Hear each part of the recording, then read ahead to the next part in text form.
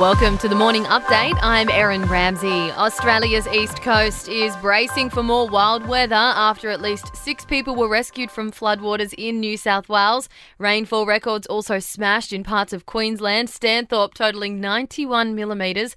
Its wettest day on record. Severe weather warnings for heavy rainfall and damaging winds are still in place for both states. State Emergency Service spokeswoman Kathy Harding is cautioning people to stay safe. We are asking you to monitor weather conditions closely, limit unnecessary travel, and never drive, ride or walk through floodwaters. A number of countries have joined an alliance to stop drilling for oil as the UN Climate Summit draws to a close in Glasgow. But the world's biggest producers, the US, Saudi Arabia, Russia, China and Canada, haven't signed on.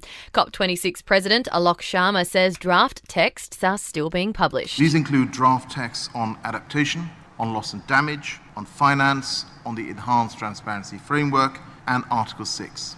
Mustafa Balouch will face a Sydney court today after his dramatic capture and extradition from the Queensland border. The accused drug kingpin is accused of cutting off his ankle monitor and trying to smuggle himself over the border. Heavily armed police escorted him back to Sydney overnight, where he's been charged with an outstanding arrest warrant.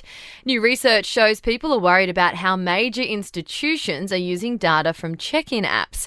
ANU Professor Nicholas Biddle says online retail companies and governments reported the biggest drop in confidence at their height of the pandemic. There were large declines for companies which sell things online, social media companies, and also state and territory and Commonwealth government. Detectives in WA are still searching for the sleeping bag that little Cleo Smith was curled up in when she was snatched from her family's tent. It hasn't been found at the Carnarvon home of Terence Kelly, who is behind bars accused of abducting the 4-year-old and holding her for 18 days.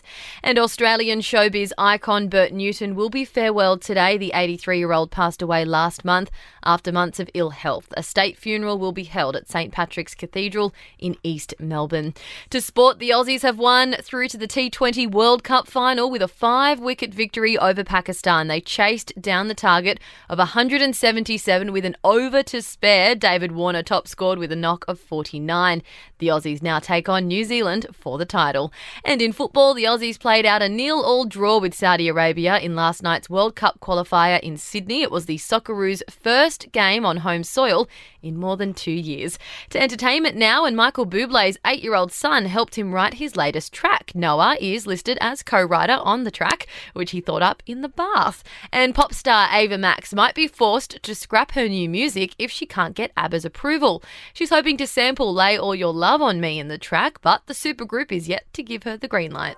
That's your latest from the Nova podcast team. We'll see you this afternoon for another episode of The Update.